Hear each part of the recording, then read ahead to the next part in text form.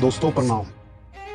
आज एक नया विषय आपके सामने ला रहा हूँ कि मेरे बहुत से मित्र हैं, बहुत से यार दोस्त हैं जो पूछते हैं कि भारत में इतना अंधविश्वास किस लिए है, इतना रूढ़िवादी भारतवासी कैसे बन गए। यहाँ पर तो कहते हैं, जो मेरे कुछ पढ़े लिखे मित्र हैं वो बोलते हैं कि यहाँ पर बाबाओं ने आधिकारिक रूप से अपने आप को रजिस्टर कर दिया है, पे बना ली है कि हम आपका भविष्य बताते हैं, हम आपका भूतकाल बताते हैं, आप क्या आते हैं और आगे क्या बनेंगे, आपकी एजुकेशन कितनी होगी, कब आपकी शादी होगी, कब आपकी नौकरी लगेगी। अगर ऐसा ही है तो वो पूछते हैं कि क्यों ना सरकार इन्हें बैन कर देती है। सरकार को इन्हें बैन करना चाहिए जो ये अंधविश्वास फैलाते हैं। तो मेरा उनको जवाब होता है कि दोस्तों देखो, सरकारें चली ही इसी अंधविश्वास और ज्ञान पर चली। अगर इन बाबाओं का, इन जो कॉर्पोरेट गुरु है, इनका अगर आप धंधा चौपट कर दोगे तो ये सरकारें मुश्किल में आ जाएगी। 1947 के बाद जो भी जिसने भी शासन किया है उसने किसी ना किसी रूप में इनका योगदान रहा है। तो ऐसा हुआ कि 1947 में ही लगभग दक्षिण पूर्व, साउथ ईस्ट के जितने भी कंट्रीज थी, फिलीपींस है, थाईलैंड है, मलेशिया है और इधर कोरिया, जापान, इवन चाइना, हम साथ साथ ही आज़ाद हुए लगभग।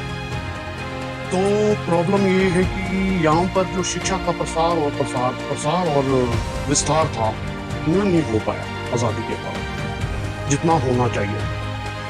अब प्रॉब्लम क्या हुई कि जो दूसरे देश पूर्व उत्तर के, दक्षिण पूर्व के जो देश थे, उन्होंने शिक्षा को तरजीह दी और वो आगे निकल गए, जबकि हमने इन बाबाओं, अज्ञान, अंधविश्वासों को मूल रूप हमने इनको बना दिया, जिस वजह से आज हम पिछड़े हुए हैं।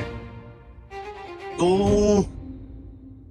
अब एजुकेशन की बात आती है तो मेरे ख्याल से आधिकारिक तौर पर हम 75% साक्षर हैं, लेकिन यहाँ पर जो साक्षरता का पैमाना है 75%, उसमें आपको पता है कि कौन कौन से कितने कैसे शिक्षित है। उसमें से 25% तो रह गए अनपढ़ है। इसके अलावा हमारा जो सिस्टम है, तंत्र है, वो कहता है कि जो साइन कर लेगा, अपना नाम लिख लेगा, वो शिक्षित माना जाएगा। बेशक उसने बाकी पढ़ा लिखा, पढ़ाई की वैल्यू को नहीं समझा, पढ़ाई क्या होती है उस पर ध्यान नहीं, बस उसको अपना नाम लिखना, अपना साइन करना आना चाहिए, वो शिक्षित है। ऐसे कम से कम 25% लोग बचे 50%। 50% में क्या है कि में भी आत्मचिंतन, पढ़ा लिखा कौन है? पढ़ा लिखा वो है जिसके अपने विचार हो, अपना चिंतन हो, अपना विवेक हो, वो आदमी पढ़ा लिखा माना जाता है। लेकिन ऐसे हमारे कितने लोग हैं। यहाँ पर जो पैरामीटर माना जाता है बीए, कि ये शिक्षित है, लेकिन मेरे ऐसे बहुत से मित्र हैं, यार दोस्त हैं, जो कहने को तो बीए एमए है, लेकिन अंधविश्वास में पूरा विश्वास उनका आज भी है। तो ऐसी एजुकेशन का क्या फायदा? ऐसी एजुकेशन उन्होंने इसलिए ली है कि उन्होंने शादी करनी है। आपने कॉलेजों के हाल देखे? मेरे ख्याल से कोई पठन पाठन के लिए वहां नहीं जाता। मैंने मैक्सिमम जितने कॉलेज देखे, एक डिग्री लेनी है, शादी करनी है, बस अपना घर बसाना है। या फिर कॉलेजों में क्या हो रहा है, यहाँ के ही कॉलेज ले लीजिए, अपने प्रांत के ही कॉलेज ले लीजिए आप, पॉलिटिक्स इतनी इन्वॉल्व है, इतनी बेरहमी से इन्वॉल्व है वहाँ पर कॉलेजों में कि उन्होंने शिक्षा क्या अर्जित करनी है, तो पॉलिटिक्स में ही 24 घंटे उलझे रहते हैं। तो कहने का मेरा मतलब ये है कि शिक्षा कैसे ली जाती है, क्या उसके मापदंड होते हैं, वो नहीं है। और मुझे इस चीज का फक्र है कि पूर्व में जो हमारा देश था भारत, वो शिक्षा के लिए जाना जाता था। यहाँ पर तक्षशिला, नालंदा वगैरह ऐसी यूनिवर्सिटियां हुई जहाँ से लोग बाहर से भी शिक्षा अर्जित करने आते थे, लेकिन अब उसका हमने उल्टा कर दिया। पठन पाठन में कोई रुचि नहीं दिखाता। मेरे ख्याल से हम में से कितने लोग होंगे जो किताबें पढ़ते हो,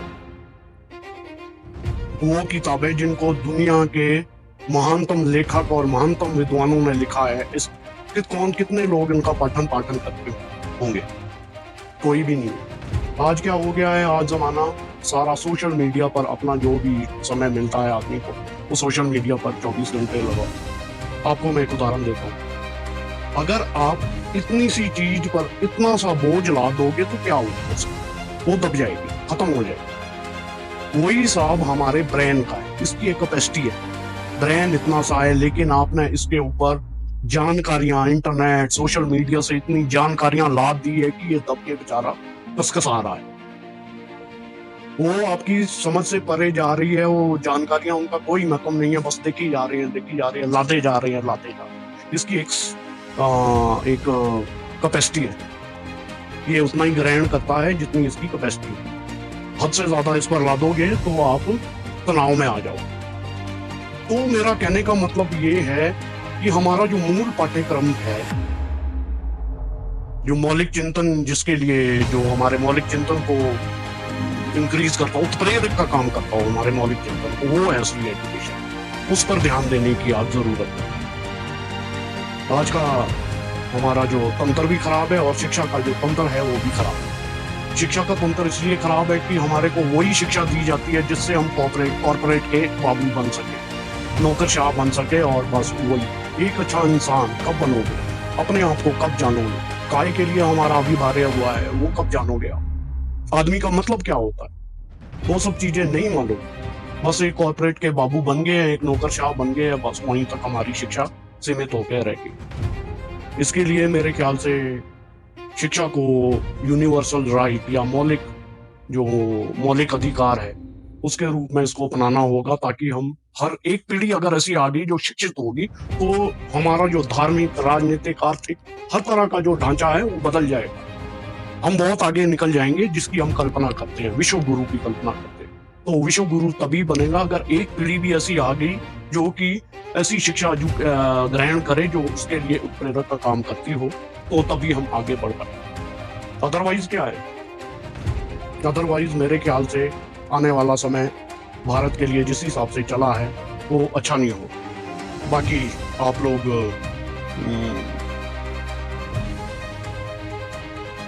बुद्धिजीवी वर्ग है, आप अपना क्या आपका मत है वो कृपया कमेंट बॉक्स में जरूर लिखें, मुझे खुशी होगी। मिलते हैं अगले किसी नए टॉपिक में अगली बार। नमस्कार।